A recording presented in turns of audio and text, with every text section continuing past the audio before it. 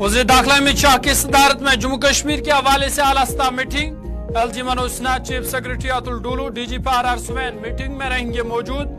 जम्मू कश्मीर की मौजूदा और सलामी सूरत हाल पर होगा तबादला ख्याल।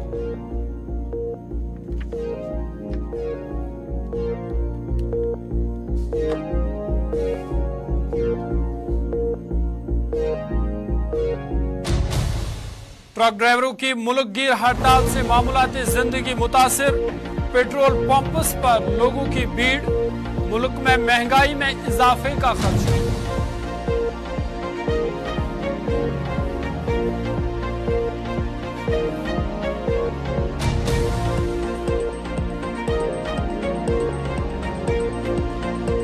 मुल्क में कोरोना वायरस ने फिर पकड़ी रफ्तार। गुज़िश्ता 24 घंटों के दौरान 636 नए मामले दर्ज। एक्टिव केसेस की तादाद 4000 के पार।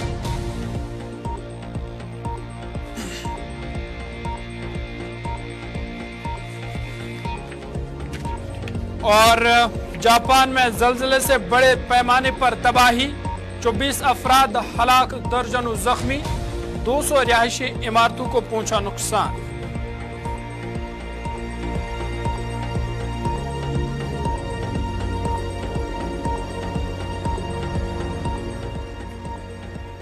आदाब नाजरीन, गुलिस्तान न्यूज देख रहे हैं आप। बड़ी खबरों के बुलेटिन के साथ मैं हूं ज़ुहूर लोलाबी। बड़ी खबर इस वक्त दिल्ली से, जहां पे मरकज़ी वज़ीर दाखिला अमित शाह आज कौमी दारुल-हुकूमत नई दिल्ली में जम्मू कश्मीर पर एक आला सतह सिक्योरिटी जायजा मीटिंग की सदारत करेंगे, जिसमें अमन अमान की सूरत हाल और सिक्योरिटी ग्रिड और जीरो टेरर स्कीम जैसे मसाइल पर तबादला ख्याल किया जाएगा। मीटिंग में वज़ीर दाखिला सिक्योरिटी ग्रिड के कामकाज और सिक्योरिटी के साथ साथ मरकज के ज़ेर इंतजाम इलाके में तरक्याती इकदाम से मुतल्लिक मुख्तलिफ पहलुओं का जायजा लेंगे।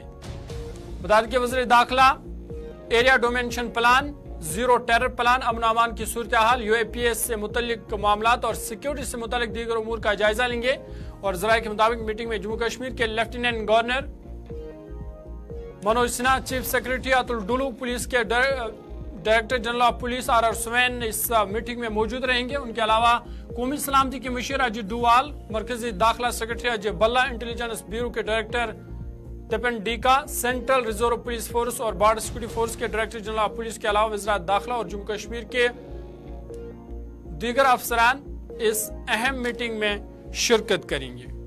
बड़ी खबर दिल्ली से, जहां पे वज़ीर दाखिला अमित शाह की सदारत में आज जम्मू कश्मीर के हवाले से अहम इजलास होगा, जिसमें LG Manoj Sinha, chief secretary Atul Dulloo और डीजीपी आर सुवैन शिरकत करेंगे। उनके अलावा अजीत डोवाल और दीगर अफसरान इस मीटिंग में मौजूद रहेंगे। चलिए सीधा आपको दिल्ली लिए चलेंगे। हमारे नुमाइंदे ताबिश कमाल हमारे साथ है। ताबिश, बहुत बहुत शुक्रिया ज्वाइन करने के लिए। अहम बैठक अपडेट कीजिएगा इस मीटिंग के हवाले से कि क्या ये मीटिंग शुरू हो गई है और कौन कौन वहां पे पहुंच चुके हैं। मंत्रालय के बाहर ही मौजूद है और कुछ देर के बाद ये बैठक शुरू होने की उम्मीद जताई जा रही है। हालांकि पहले 3 बजे का इसका टाइम रखा गया था, लेकिन अब फिलहाल इस मीटिंग का जो समय है तब 4 साढ़े 4 के बीच होगा। और अभी फिलहाल यहाँ पर तेज हो गई है। के बाद यहाँ पर मनोज सिन्हा और chief secretary Ajay Dulloo, DGP R Swain सहित तमाम जो लीडर हैं, जो अधिकारी हैं, जो ऑफिसर्स हैं, वो यहाँ पहुंच जाएंगे। तस्वीर आपको दिखाते हैं, थोड़ी हलचल यहाँ पर बढ़ गई है। गृह मंत्रालय पर हम मौजूद हैं, जहाँ पर इस वक्त तस्वीरों के नजरे से आप देख सकते हैं कि यहाँ पर हम मौजूद हैं। और मौजूदगी के बाद उम्मीद ये जताई जा रही है कि यहाँ पर अगर बाहर एलजी मनोज सिन्हा निकलते हैं तो हो सकता है कि वो मीडिया से बातचीत करें। तो ऐसे में आज उम्मीद है फुल फ्रेम में दिखाएगा, तस्वीरें दिखा रहे हैं अभी। बिल्कुल देखिए, दिल से सीधी तस्वीरें, होम मिनिस्ट्री से सीधी तस्वीरें इस वक्त आप देख रहे हैं, जहाँ पर होम मिनिस्ट्री के बाहर चाक चौबंद सुरक्षा व्यवस्था कर दी गई है। और ऐसे में कुछ ही देर के बाद ये मीटिंग शुरू होने की जो उम्मीद है कि कुछ ही देर के बाद ये मीटिंग शुरू हो जाएगी। फिलहाल जो सीधी तस्वीरें आप देख रहे हैं होम मिनिस्ट्री से देख रहे हैं, यहाँ पर हम मौजूद हैं। हालांकि ये सुबह 11 बजे के लिए, उसके बाद खबर आई कि 2 बजे, फिर 3 बजे और 4 बजे तक इस मीटिंग समय टाइम जो है इसका तय किया गया। और कुछ ही देर के बाद यहाँ पर एलजी मनोज सिन्हा पहुंचने वाले हैं। उनके चीफ सेक्रेटरी, डीजीपी और तमाम जो आला अधिकारी हैं वो पर पहुंच जाएंगे और होम मिनिस्टर अमित शाह के साथ हाई लेवल मीटिंग शुरू हो जाएगी। देखिए ये मीटिंग है, ये हर मायने से बहुत अहम मानी जा रही है। इसमें लगभग 3 राउंड की बातचीत होनी है। पहली तो ये है कि जो इंडस्ट्री डेवलपमेंट को लेकर के जो सेंट्रल गवर्नमेंट से अमाउंट गया है वहां पर डेवलपमेंट को लेकर के उस पर कितना वर्कआउट हुआ है। दूसरा वहाँ की जो सिचुएशन है फिलहाल अभी वहाँ की जो कानून व्यवस्था है। तीसरा जो राजौरी में सूरत हाल रहा सबको होनी है। और देखिए जो अधिकारी हैं और जो जुड़े तमाम जो बिल्कुल ताबिश 2024 की पहली मीटिंग होगी वज़ीर दाखिला अमित शाह की जम्मू कश्मीर के हवाले से। तो खबरें ये भी है कि अलग अलग नशिस्तों में करीबन 3 नशिस्तों में मीटिंग होगी। तो कौन से अहम मुद्दे होंगे जो इस मीटिंग में जिन पर बात होगी?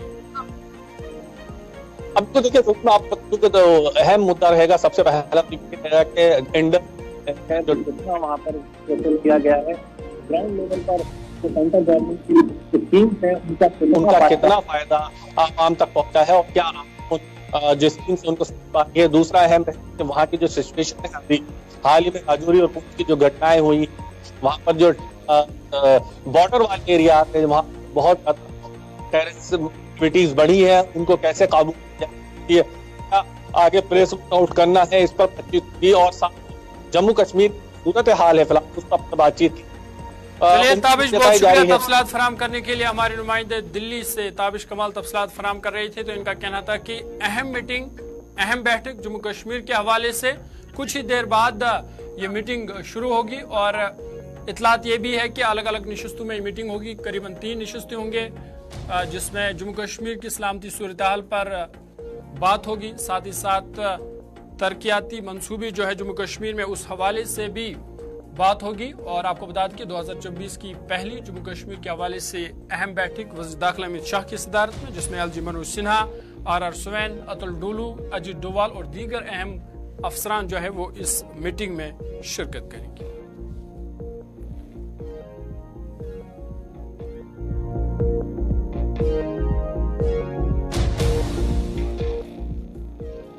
आगे बढ़ते इधर मेंबर पार्लियामेंट और नेशनल कॉन्फ्रेंस के सीनियर लीडर हसनैन मसूदी ने कहा कि पिछले 4 साल से ऐसे बैठकें हो रही है ताहम नतीजा कुछ खास नहीं निकला।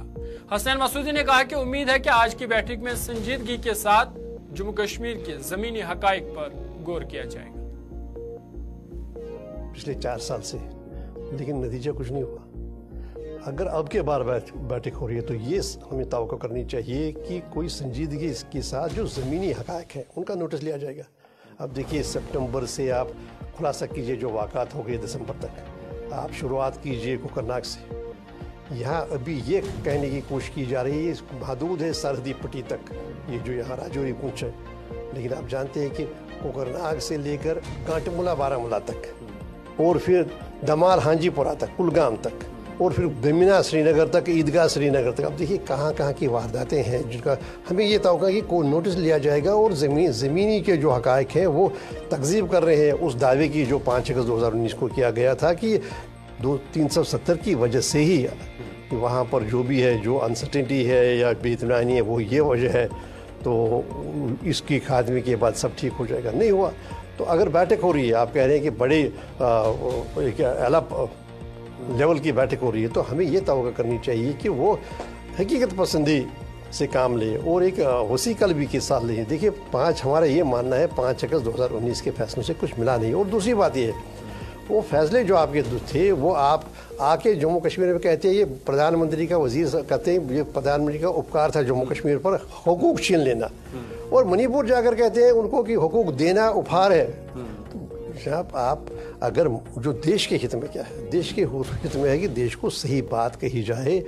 हालात बिल्कुल ठीक नहीं है, गवर्नेंस का डिफिसिट है, जमहूरी इदारे बिल्कुल है ही नहीं, इलेक्शन का कहीं नामो निशान नहीं है। तो जनाब कैसे आप 1.5 करोड़ लोगों को चलाएंगे इससे? देखिए मैं आपसे कहूँ अगर आप ऐसे कोई एक सैम्पल सर्वे आप करेंगे, देखिए आप एक बयानिया बना रहे हैं नॉर्मलसी का, अपने जो आपके कल्चरल प्रोग्राम्स है, ये दिवस है, वो यात्रा, ये यात्रा, इन सब से आप बना रहे हैं कि इससे नॉर्मलसी का एक है, लेकिन ज़मीन पर नॉर्मलसी है नहीं। अगर नॉर्मलसी होती है कि श्रीनगर के ऐन वस्त में एक पुलिस ऑफिसर को मारा जाता है और गुलमर्ग के पास ही टंगबर में किया जाता है और बेमिना में होता है। अभी देखिए आज ही मैंने पढ़ा उत्तराखंड के जो वज़ीर आला उन्होंने कहा नहीं हम ज़मीनों पर रोक लगाएंगे खरीदने पर। अभी आप महाराष्ट्र में कह रहे हैं कि नहीं हम मराठास को रिजर्वेशन देंगे, वहाँ पर आपको वन नेशन वन लॉ नज़र नहीं आता है। जब जम्मू कश्मीर की बात आती है, कहा जाता है ये यहाँ पर उपहार है कि जम्मू वाले के हकूक़ छीने गए, सांबा वाले के हकूक़ छीने गए, तो ये कैसे उपकार कर सकते हैं? वहाँ उपहार, यहाँ उपकार। दरअसल ये क्या है, ये अत्याचार है जम्मू कश्मीर के 1.5 करोड़ आवाम पर और आने वाली जनरेशन पर होती रही है पिछले 4 साल से, लेकिन नतीजा कुछ नहीं हुआ। अगर अब के बार बैठक हो रही है तो ये हमें तवक्को करनी चाहिए कि कोई संजीदगी इसके साथ जो ज़मीनी हक़ाइक़ हैं उनका नोटिस लिया जाएगा। अब देखिए, सितंबर से आप खुलासा कीजिए जो वाक़ात हो गए दिसंबर तक, आप शुरुआत कीजिए कोकरनाग से। यहाँ अभी ये कहने की कोशिश की जा रही है महदूद है सरहदी पट्टी तक, ये जो यहाँ राजौरी पूंछ है, लेकिन आप जानते हैं कि कोकरनाग से लेकर गांटमुला बारामूला तक। और फिर चलिए आगे बढ़ते हैं। आपको बता दें कि मुल्क भर में बस और ट्रक ड्राइवर्स मरकज हुकूमत की तरफ से लाई गई हिट एंड रन यानी सड़क हादसा हो जाने के बाद मौके से फरार हो जाना कानून के खिलाफ एहतजाज करते हुए हड़ताल पर चले गए हैं, चक्का जाम किया है। ट्रक ड्राइवरों ने अपने ट्रक सड़कों पर खड़े कर दिए हैं और मुंबई, इंदौर, दिल्ली, हरियाणा, यूपी समेत कई मकामात पर सड़कें ब्लॉक कर दी है। बता दें कि मरकज हुकूमत ने जराइम के हवाले से नए कानून मंजूर किए हैं, जिसके तहत अगर कोई बस या ट्रक ड्राइवर किसी को रोंद कर या एक्सीडेंट हो के वो फरार हो जाता है तो उसे 10 साल कैद की सजा सुनाई जाएगी। इसके अलावा 7 लाख रुपए जुर्माना भी उसे अदा करना होगा। पहले इस केस में मुलजिम ड्राइवर को चंद दिनों में जमानत मिल जाती थी, थाने में ही वो रिहा हो जाता था और ज्यादा से ज्यादा 2 साल कैद की सजा सुनाई जा सकती। लेकिन अब इसमें तरमीम लाई गई और अब हिट एंड रन केस में ड्राइवर पर 10 साल कैद और 7 लाख जुर्माना आयद किया जाएगा। हुकूमत के इस फैसले पर ड्राइवरों में शदीद गुस्सा पाया जाता है और ड्राइवरों का कहना है कि यह सरासर गलत है, हुकूमत को यह कानून वापस लेना होगा। ट्रांसपोर्टर का कहना है कि कोई भी जानबूझकर हादसा को अंजाम नहीं देता। उनके मुताबिक ड्राइवरों को खदशा रहता है कि अगर उन्होंने जख्मियों को अस्पताल ले जाने की कोशिश की तो हुजूम की तरफ से उनकी पिटाई की जाएगी। ट्रक ड्राइवरों का यह भी इल्जाम है कि नए कानून से ड्राइवरों की हौसला शिकनी होगी और नए आने वाले ड्राइवर भी मुलाजमत करने से डरेंगे। इधर जम्मू कश्मीर और मध्य प्रदेश के इंदौर में ट्रक ड्राइवरों की हड़ताल से पेट्रोल पंप भी मुतासिर हुए हैं। पेट्रोल पंप पर गाड़ियों की लंबी लाइनें लगी है। तस्वीरों में भी आप देख सकते हैं कि किस तरह 2 व्हीलर्स की लाइनें लगी है, कतारें लगी है और बताया जा रहा है कि ट्रक ड्राइवरों की यह हड़ताल 3 दिन तक चलेगी, जिसकी वजह से पेट्रोल पंप तक पेट्रोल नहीं पहुंच सकेगा। और इधर ये खबर फैलती लोग पेट्रोल पंप पर पहुंचना शुरू हो गए हैं, जिसके बायस गाड़ियों की लंबी कतारें देखने को मिल रही है।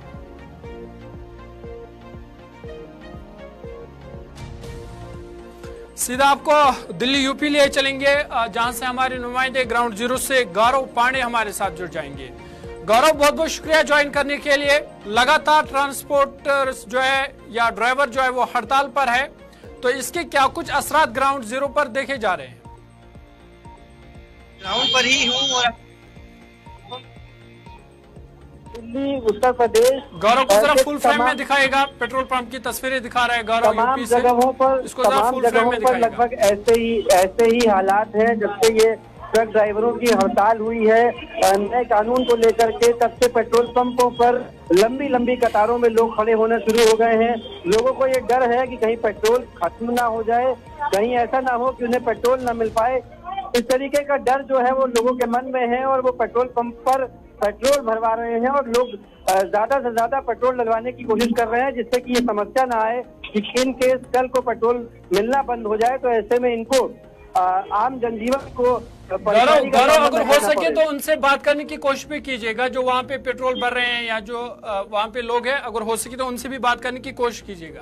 बिल्कुल, मैं कोशिश करूंगा बात करने की। सर, क्या जद्दोजहद है इस तरीके से पेट्रोल भरना? बड़ी मुश्किल है, कम से कम 1-1.5 घंटे से जो है हम लोग लाइन में लगे कर दिया यहाँ पे। मगर क्या डर है, लग रहा है कि पेट्रोल पंप बंद हो जाएगा, कि टैंकर बंद हो जाएंगे, पेट्रोल नहीं आ पाएगा, तो इस वजह से आप क्या लग रहा है सर? पेट्रोल लगवा नहीं आ रहे हैं तो क्यों इतनी जद्दोजहद क्यों है? पेट्रोल तो मिलेगा, रोज ही मिलेगा पेट्रोल, तो इतनी जद्दोजहद, इतनी लाइन लगा करके पेट्रोल लगा क्या है मन में?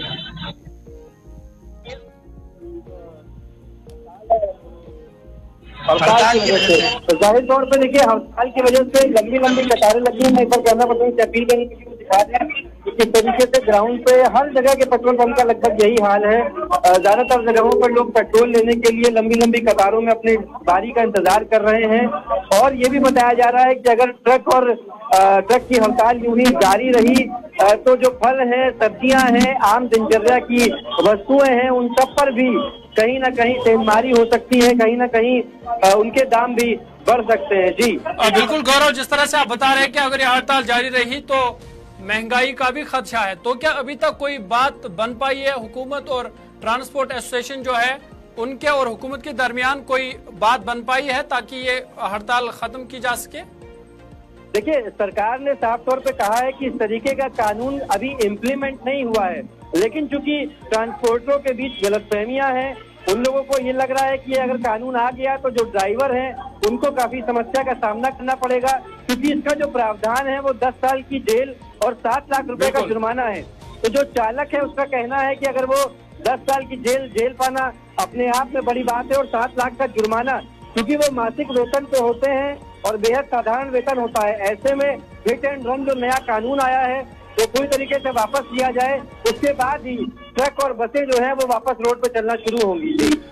गौरव, बिल्कुल एक अहम सवाल ये भी है कि जो चक्का जाम किया है ट्रांसपोर्टर्स ने बसेस को रोक दिया है, तो जो लोग उनमें रोजमर्रा सफर कर रहे थे, डे टू डे लाइफ जो वो विजिट कर रहे या उसमें जो सफर कर रहे थे, तो उन लोगों का कोई ऑल्टरनेट है या उन लोगों को कितनी मुश्किलात का सामना है?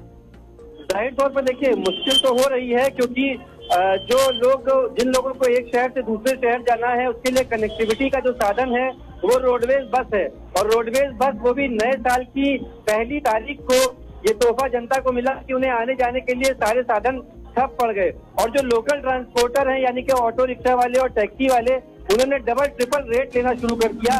अगर किसी को महज 10 किलोमीटर की रेंज में भी जाना है तो वो डबल पैसा देकर के उसको जाना मजबूरी हो गई है।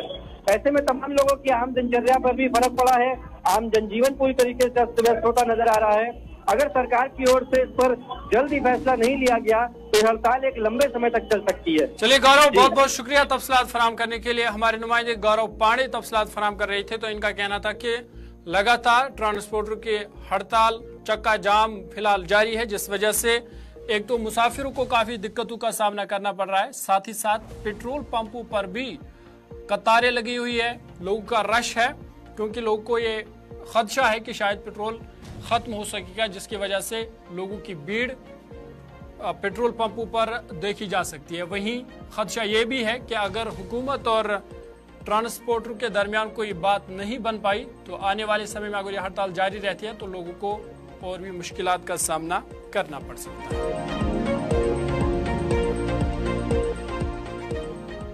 वज़ीर-ए-आज़म नरेंद्र मोदी ने कहा कि अगले 25 सालों के लिए हमें हिंदुस्तान को एक तरक्की याफ्ता मुल्क बनाने के लिए सख्त कोशिश करनी चाहिए। उन्होंने कहा कि जब मैं विकसित भारत की बात करता हूं तो मैं इक्तिसादी और सकाफती दोनों पहलुओं पर गौर करता हूं। वज़ीर-ए-आज़म ने कहा कि मैं तमिलनाडु के लिए इसमें बहुत बड़ा किरदार देख रहा हूं, क्योंकि ये हिंदुस्तानी वर्से और सकाफत की अलामत है। वज़ीर-ए-आज़म मोदी ने तमिलनाडु में एक तकरीब के दौरान इन बातों का इजहार किया। आने वाले 25 साल भारत को डेवलप नेशन बनाने के हैं। जब मैं विकसित भारत की बात करता हूं तो इसमें आर्थिक और सांस्कृतिक दोनों पहलू शामिल हैं। इसलिए मैं इसमें तमिलनाडु की विशेष भूमिका देखता हूं। तमिलनाडु भारत की समृद्धि और सांस्कृतिक परिविरासत का प्रतिबिंब है। तमिलनाडु के पास तमिल भाषा और ज्ञान का प्राचीन खजाना है। संत तिरुवल्लुवर से लेकर सुब्रमण्यम भारती तक अनेक संतों ज्ञानियों ने अद्भुत साहित्य की रचना की है। सीवी रमन से लेकर आज तक अनेकों अद्भुत साइंटिफिक और टेक्नोलॉजिकल ब्रेन इस मिट्टी ने पैदा किए हैं। इसलिए मैं जब भी तमिलनाडु आता हूं एक नई चलिए आगे बढ़ते हैं। आपको बता दें कि कोरोना वायरस ने मुल्क में फिर से रफ्तार पकड़ी है और भारत में गुजरे 24 घंटों के दौरान कोरोना के 636 नए मामले सामने आए हैं। 3 मरीजों की मौत भी हुई है और बता दें कि इस वक्त एक्टिव केस की तादाद 4394 तक पहुंच गई है। वहीं आंध्र प्रदेश के विशाखापट्टनम में कोरोना के 10 नए मामला सामने आए हैं और इस तरह सरगर्म या एक्टिव मामलों की तादाद बढ़कर 38 तक जा पहुंची है। इनमें 25 मरीज अस्पतालों और घरों में अलग थलग जेर इलाज है। इस वबा के मस्बत मामलों में इजाफे के पेश नजर अवाम में तशवीश देखी जा रही है। ताहम हुकूमत का कहना है कि लोगों को घबराने की जरूरत नहीं, ताहम एहतियात करने की जरूरत है। आपको बता दें कि JN1 वेरिएंट की तेजी से बढ़ती हुई फैलाव की वजह से वर्ल्ड हेल्थ ऑर्गेनाइजेशन ने इसे वेरिएंट ऑफ इंटरेस्ट करार दिया है। अगरचे आलमी एजेंसी ने JN1 से लाहक अजाफी सेहत आमा के खतरे का जायजा लिया है, लेकिन उसने अंदाजा लगाया कि मुख्तलिफ किस्म दीगर वायरल और बैक्टीरियल इन्फेक्शन के इजाफे के दरमियान सर्दी के मौसम में कोविड केस में इजाफे का सबब बन सकता है।